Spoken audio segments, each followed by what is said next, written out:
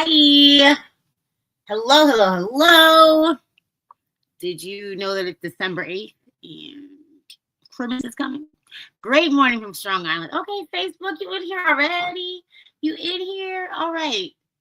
Welcome to the podcast. Lovely to see you. If you don't know who I am, I'm Tenille. I help women diagnosed with lupus go from confused and discouraged to healed, hopeful, and in control of the medical narrative. Here we go. Here we go. So, today it kind of registered to me. Oh wait, it's like the holidays. Like we have a moment uh to let me do this. No. Okay, lights are on. Uh decorations are happening. The shopping is real, the traffic, that's very, very real. And if you're looking at this, you should be seeing me on Facebook, Instagram, and YouTube live. Please let me know if you see me, if you hear me. But so I'm just now realizing that it's legit the holidays. And because I spent my birthday / Thanksgiving on a boat. I know you saw last week's episode, but I was on a boat. I was floating in the ocean on my way to Mexico and Belize. And okay, thank you. Facebook sees me, Instagram sees me. Amazing. Thank you. Yeah, it didn't register to me that there's going to be, festivities and family and awkward conversations happening all month long. So I wanted to take a moment to have a really lighthearted conversation because I have some heavy guests set up that is going to be some things to think about. But right now, let's not think about anything except for how we're going to clap back at our relatives who have things to say about our lives. I know that it's not just a chronic illness thing.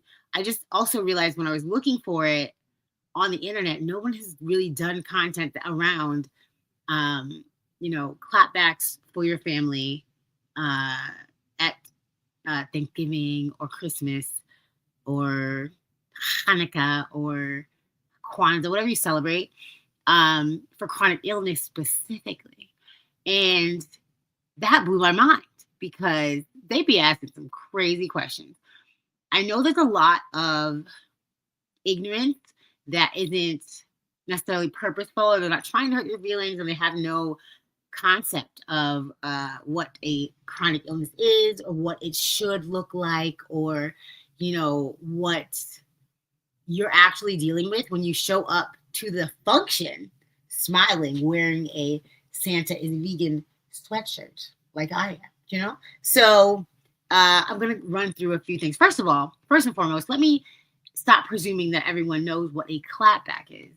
And let's look at that. So I looked up the definition because I told my friend that I was going to do the podcast in this with this topic. And she's like, what's a clapback? I was like, oh, good point. Everyone doesn't know the things that I know. A clapback, according to dictionary.com, is respond quickly to critical remarks or unfair treatment. And the example they gave is, she's not afraid to clap back at the haters when they use homophobic slurs. So essentially a clapback is a comeback. If you ever, when I was a kid, we used to watch like BET comedy shows. Thank you so much. And it was like, yo mama jokes and that kind of stuff. So a clapback is a response to a critical comment that's humorous, right? So like, I'm never out to hurt feelings, but if you get your feelings hurt, you shouldn't come for me because I didn't send for you. Do you know what I mean? That's what it is. And growing up, I know it's very much like, I'm 40 years old since a couple weeks ago, 40 years old. And my mother will never stop saying like, but I'm your mother. That's her clapback. That's her answer to, like, if I give a statement, this, that, and the other, she's like, well, I'm the mother here. Okay. So, all right.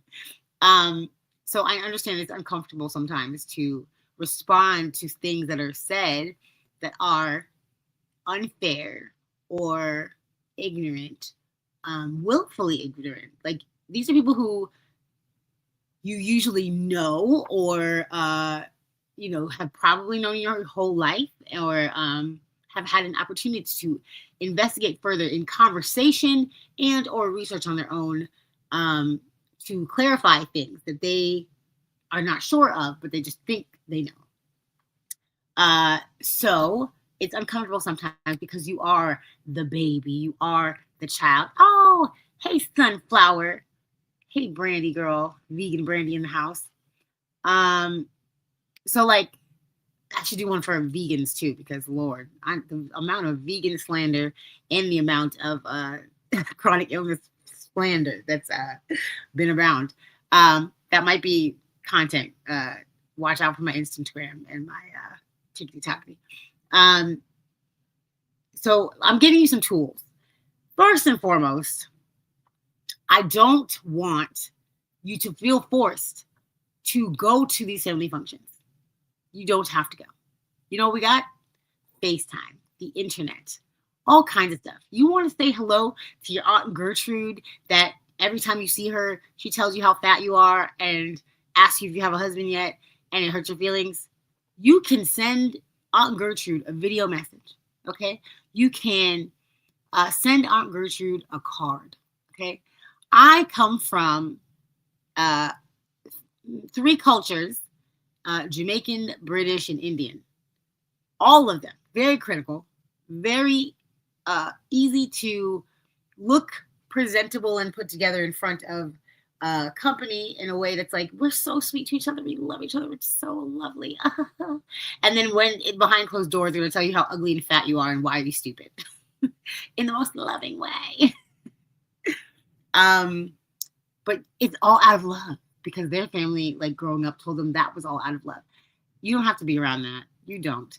I, as a vegan, have also, been further isolated a bit in like, what I want to be around eating.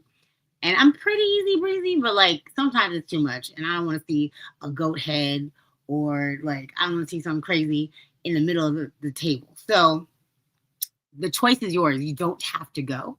You don't have to go.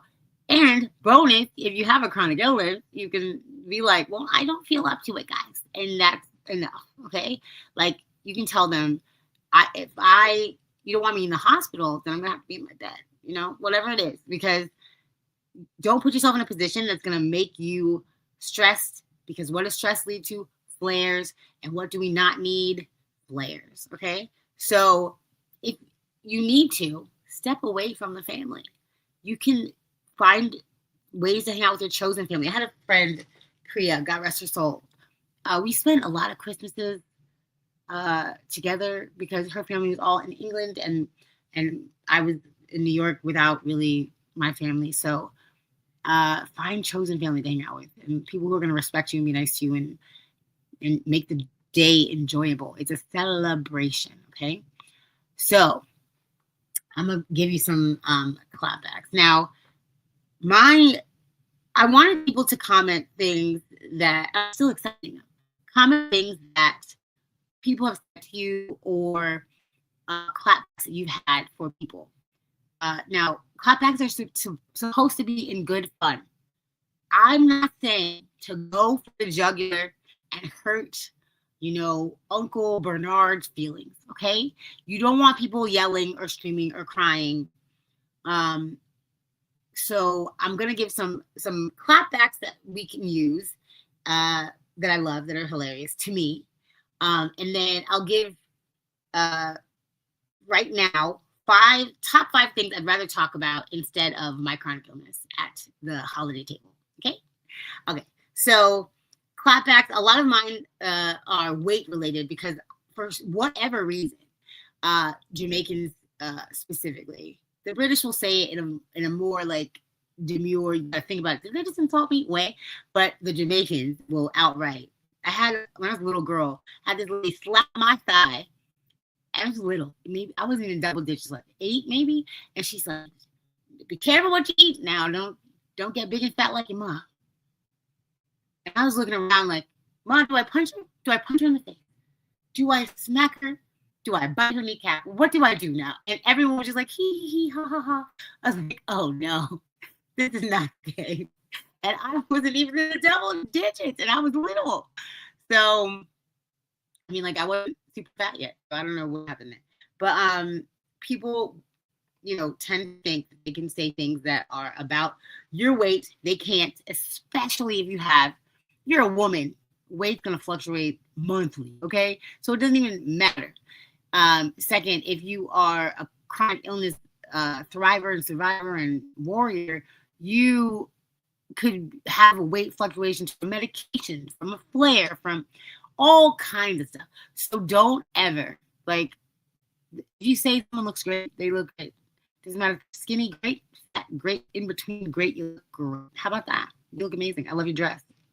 All non-weight related compliments over here. Okay, thank you. Okay, so since I've lost and gained so many times, I've definitely had weight related comments the most. So them, they would say something like, "Oh, I see all that weight's coming back," and then I would say something like, "Unlike your husband, that's terrible." And furthermore, when you do a clapback, okay, make sure you smile, because it's not in malice. It's to give it a little twinge of like, this is how you're making me feel, right? And to set a boundary. It is a boundary that you can't talk to me without me talking about you. So if you don't like it, I sure don't like it. So let's not do this. It's to put a stop to it. It's not to like start a world war, okay? At the dinner table. So yeah, you see your weight coming back. Ooh, unlike your husband, that's tough. Smile. Always smile. Like, you can kind of say anything you want if you're smiling. And the smile, I think, confuses them. They're like, is she being mean, or is what's happening? And I don't know. And sometimes if I'm able, if it's like a time where we're not just sitting at the table, I just walk away, and that further confuses them. So that one, unlike your husband, unlike your girlfriend, unlike your, whoever that that like they lost somebody or whatever.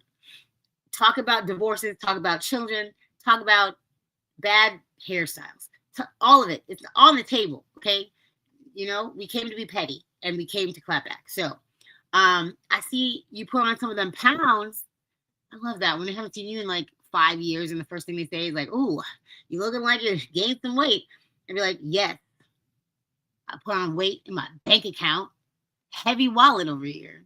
How's unemployment treating you? Yeah. How is that?" That one's good. I like that, because the people who have the least have the most to say on a regular basis. So I hope you're writing these down, because they're ridiculous. This one, I get, holiday or not, I get this one all of the time. I rebuke it in the name of the Lord. Please leave me alone. This is so dumb. Wow. And you really don't even look sick. That's so weird. You don't even look sick.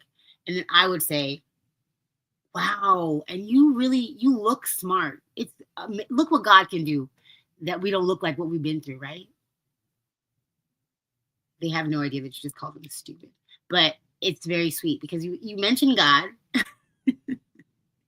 you tell them, look at us. We're doing great, because won't he do it? Basically. And but it's basically like, you're dumb. Like, if you knew anything about chronic illness, you would know that you don't have to look any kind of way to be very, very sick. People have dropped dead looking completely fine. So don't tell me I don't look sick. That's the point. I'm doing it on purpose. I don't want to look sick. So thank you for the compliment. Also, mind your business. Simple, quick one. Oh, another plate, another divorce, another foreclosed house, another turned off lights, like whatever they're missing out on, another one of those. Like, oh, another. Don't watch my plate. You don't know how much I have been eating, have not been eating, have been like restricting or not. Or I used to take a medication where I couldn't eat 2 hours before or 1 hour after, or something like that, Celcept, and that drove me crazy. I had alarms on my phone that told me when I was allowed to be eating, etc. So sorry, TikTok, I had low battery. So you have no idea. Like, don't count people's plate. And like another one that's like, You better watch how much you're eating so you don't get fat. Well, you didn't, so why should I? So you're basically calling them fat, but in a nicer way than they called you fat, right? Yeah, that one usually kills because like it's funny how like when you say these things that are quick, write them down. I'm gonna list them on my social media so you get them because when you are quick with it, they genuinely don't know what just happened. They're like, huh? Wait, what? Huh? Okay. Um uh why so either when they say something like, I don't understand how you can eat so much, or I don't understand how like you pretend to be sick sometimes and then now you're acting normal. Like you're having a good time at the party and they comment about like, how are you having a good time right now? Then pick something from their life. Like, I don't understand how you can be in a talking stage with a married man. I don't understand how that's your 17th boyfriend this year. I don't understand, why your pants are so tight all the time. You are a man and you put your man bits in each pocket. Like something silly, right? Because they don't need to understand that, just like you don't need to understand any of the things that are going on in their lives. It is disrespectful to really comment on these things from them, and you're just meeting their disrespect. So, yes, is it nice? Not really. Could we go higher? Like pick the high road? Yes, we could. Also, you carry those microaggressions with you and those like traumas in it. If you internalize it, it's going to make you mean. I understand that like you could get used to it or think like, oh, they don't mean anything by it. Yeah, you also don't mean anything by it as much as they don't mean anything by it. So take these little jokes, poke a little fun, make sure that they feel whatever you're feeling. This one's so dumb. Why do you always have on mismatched socks or like mismatched socks? Why do you and your siblings have mismatched dads? Like it is me, but it is, a quick snip, grab them by the throat. And at the end, I really like to say, like, if they talk about how much time I spend at doctor's offices or in the hospital, I'm like, you know what? You're probably gonna need to save a little bit of room in my room for you from all these sick burns. Like, make it silly. That's very much like, but it won't. Like, not a real crazy joke, but like, make it light so that they're not actually mad. And you also don't get mad. Do not take any of these things to heart that people are saying to you. They're just, letting all the inside thoughts outside, and that's, most of the time not really good.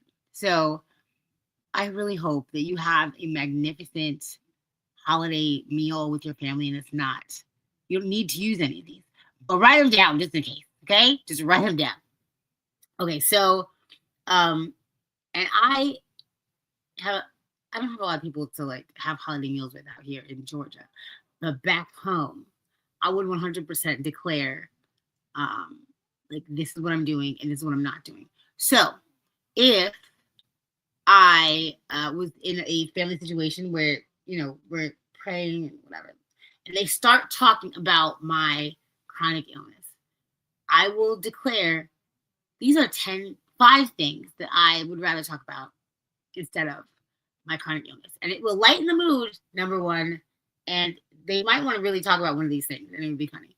So, thing 1, let's rank the top 5 scandals in the family since I've been alive. Let's do that. Number 2, let's debate who's grandma and grandpa's favorite. I love that one because I'm a favorite. Number 3, let's decide who we'd have to eat first if like things got bad, like if we were stranded somewhere. Like, well, who's getting eaten first? Number 4, let's take bets. Let's take money bets on who's actually in the Epstein files. That one might be a little too much, but you never know. And then number 5, which is my favorite, let's do top TikTok dances. Let's do them. Let's learn them. Let's talk about literally anything else besides being sick, because I'm here to have a great time and not sickness. Yeah. So I just want you to know you don't have to talk about any of these things that are uncomfortable for you right now. This is a family gathering. You're celebrating your holiday. You're celebrating your savior. You are celebrating, wonderful things in your life right now. And we don't have to talk about being sick now or then or ever. I understand the most because I spent so much time really avoiding talking about chronic illness, only to find out that it was like the one thing that I needed to talk about the most, to find my community and find that they needed me to. And it's not my family though. Like, my family still doesn't get a lot about chronic illness or a lot about, what I go through, or, why I look this way today and that way tomorrow, or why last week's podcast I did from bed and this one I'm sitting upright.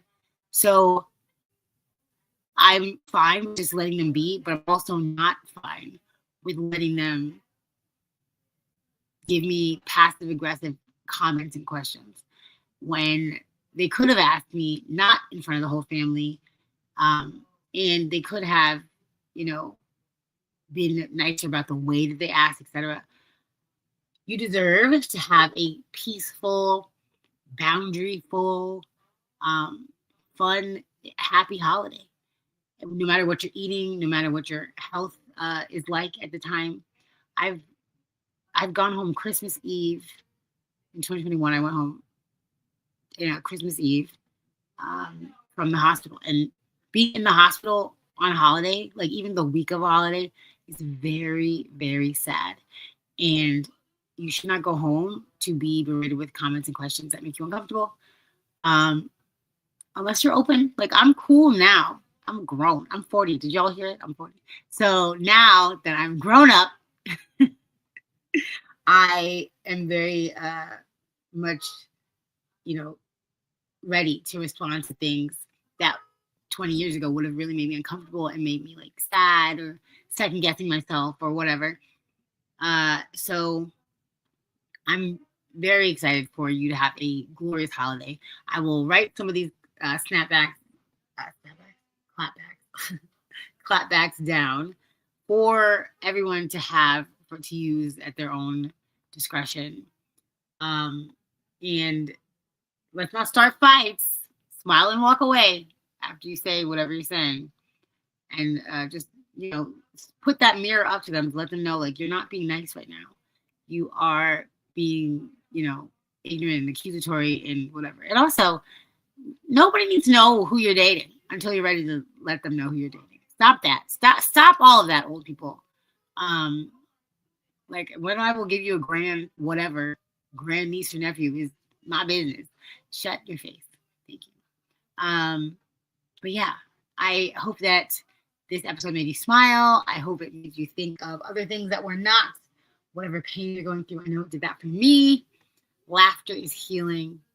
And I'm really, really excited for you to have a glorious 2025 holiday. Whatever you celebrate, I support that for you.